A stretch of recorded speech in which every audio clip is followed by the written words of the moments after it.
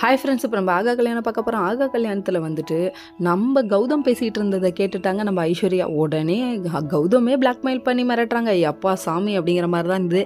ஜாடிக்கேற்ற மூடின்னு சும்மாவா சொல்லுவாங்க, அதுக்கேற்ற மாதிரியே கௌதம்க்கு ஏற்ற பொண்டாட்டி தான் நீ.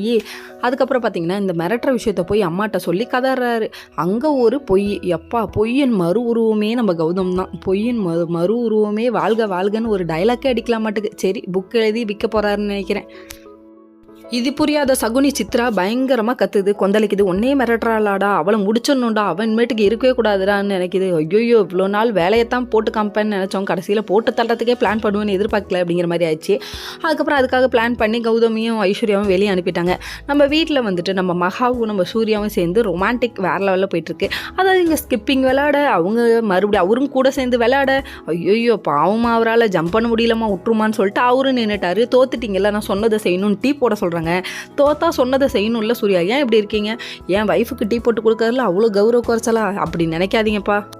இவங்க 2 பேரும் ஸ்கிப்பிங் விளாண்டாங்க, அப்புறம் ஓடி பிடிச்சி விளாட்றாங்க, இப்படியே விளாண்டுருக்காங்க. இன்னொரு பக்கம் பார்த்தீங்கன்னா விஜய் வந்து அடி வாங்கிட்டு இருக்காரு. யாருக்கிட்டன்னு பார்க்குறீங்களா? யாருக்கிட்டையும் இல்லை, பிரபாட்ட தாங்க பயங்கரமாக அடி வாங்குறாரு. அதுக்கப்புறம் அனாமிகா கல்யாணத்தை ப்ரப்போஸ் பண்ணதை சொல்லி ஹாப்பியாக இருக்காரு. இன்னொரு பக்கம் பார்த்தீங்கன்னா நம்ம ஐஸ்வர்யாவை காணும், வீட்டில் எல்லாருமே தேட ஆரம்பிச்சிட்டாங்க. விட்டுதுன்னு நிம்மதியாக இருங்க. ஓகே ஃப்ரெண்ட்ஸ், நெக்ஸ்ட் வீடியோவில் பார்ப்போம். பாய்.